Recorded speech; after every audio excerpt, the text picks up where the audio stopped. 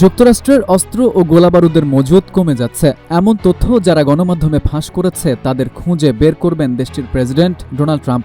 একই সঙ্গে তিনি তথ্য ফাঁসকে রাষ্ট্রদ্রোহমূলক আখ্যা দিয়ে জড়িতদের বিরুদ্ধে কঠোর আইনি ব্যবস্থার হুঁশিয়ারি দিয়েছেন। বুধবার ট্রুথ সোশ্যালে দেওয়া এক পোস্টে তিনি এমন দাবি করেন।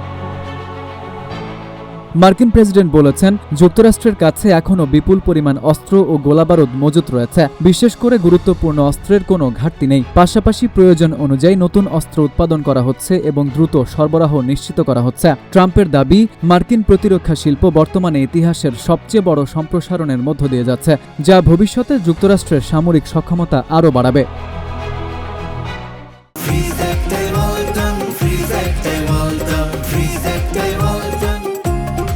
সম্প্রতি বিভিন্ন গণমাধ্যমে প্রকাশিত প্রতিবেদনে বলা হয়, ইউক্রেন ও মধ্যপ্রাচ্যে ব্যাপক সামরিক সহায়তা দেওয়ার কারণে যুক্তরাষ্ট্রের কিছু গুরুত্বপূর্ণ ক্ষেপণাস্ত্র ও গোলাবারুদের মজুত কমে এসেছে। তবে ট্রাম্প এসব অভিযোগ পুরোপুরি প্রত্যাখ্যান করে বলেছেন, যুক্তরাষ্ট্রের অস্ত্র ভাণ্ডার নিয়ে উদ্বিগ্ন হওয়ার কোনো কারণ নেই।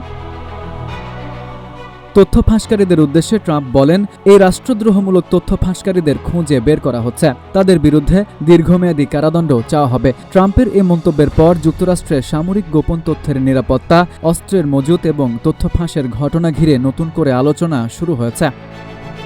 FU Ahmed, Ittefaq news.